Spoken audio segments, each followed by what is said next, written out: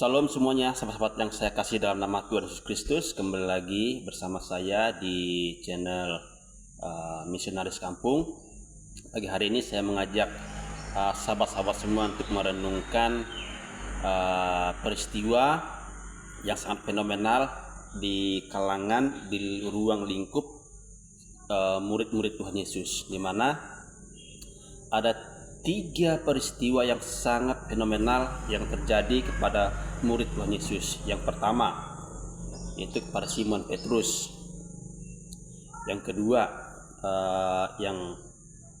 yaitu Yudas Iskariot. Dan yang ketiga yaitu kepada Thomas.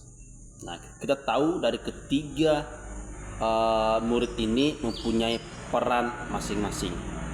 Yang pertama yaitu Simon Petrus, di mana pada saat peristiwa penangkapan Tuhan Yesus di Taman Getsemani,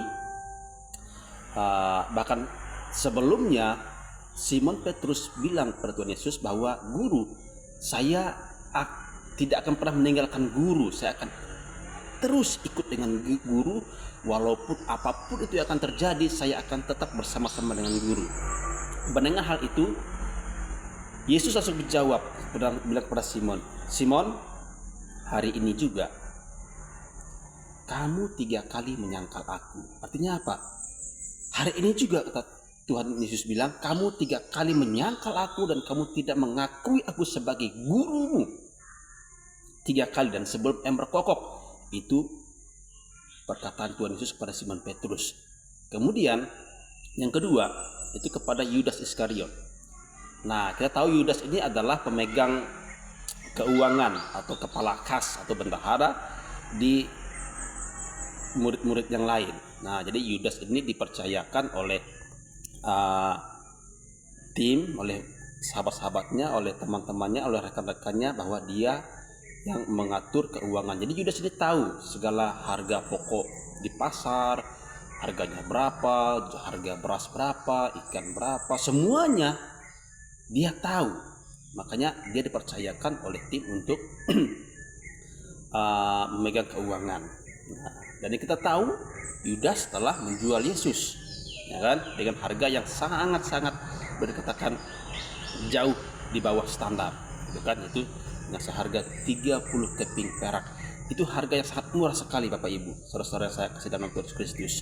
Dan dia menjual Tuhan Yesus selama, bahkan kita tahu bahwa Yesus dengan Yudas, bahkan Yudas selama kurang lebih 3 tahun hidup bersama-sama dengan Yesus, makan tidur bersama-sama dengan Yesus, kemudian apalagi pelayanan bersama-sama dengan Yesus, bahkan Tuhan Yesus melakukan mujizat, Yudas juga ada, menyembuhkan orang sakit, mengusir setan-setan, yang orang-orang yang kerasukan setan, kemudian memberi makan berapa ribu orang, ya kan, sekitar 5.000 orang, ada sisanya lagi lebih.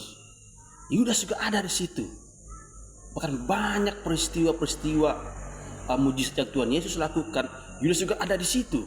Tetapi Bapak Ibu, kita ketahui hanya karena uang Yudas menjual Yesus dengan harga yang murah, 30 perak. Nah, jadi kita, kalau kita punya uang, jangan sampai uang mengendalikan kita. Jangan sampai kita dibilang budaknya uang. Jangan sampai kita menjadi hambanya uang. Seperti dalam Alkitab tertulis, janganlah engkau menjadi hamba uang. Nah, jangan engkau jadi hamba uang. Nanti uang bisa mengendalikan kehidupan kita, sehingga kehidupan kita pun akhirnya tergantung kepada uang. Kan, sedikit uang, bukan berarti kita tidak perlu uang. Perlu uang untuk beli makanan, beli beras, beli sayur, ya kan, beli kopi. Seperti saya sedang ngopi, saya sambil ngopi. Nah, dan keperluan lainnya itu juga perlu uang, tapi jangan sampai uang mengendalikan kehidupan kita.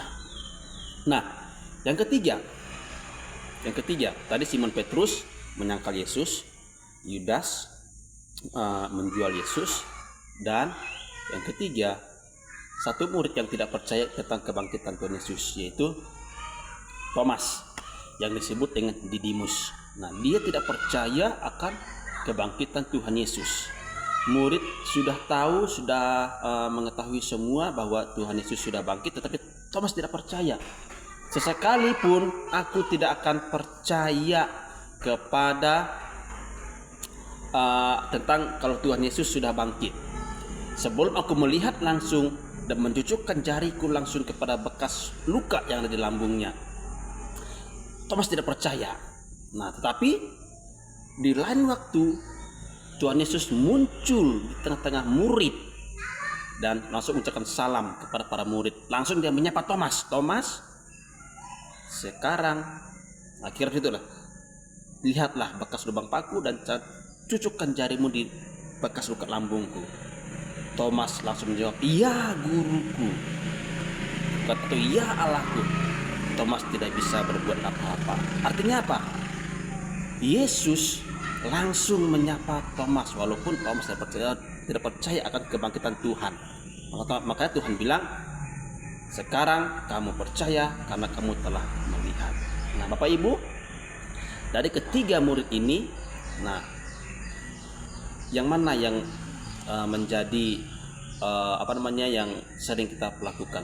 Kita sering menyangkal, berbohong, tidak percaya akan kuasa kebangkitan Tuhan, atau tidak percaya kepada Tuhan Yesus, atau berkhianat, gila dengan uang, cinta uang.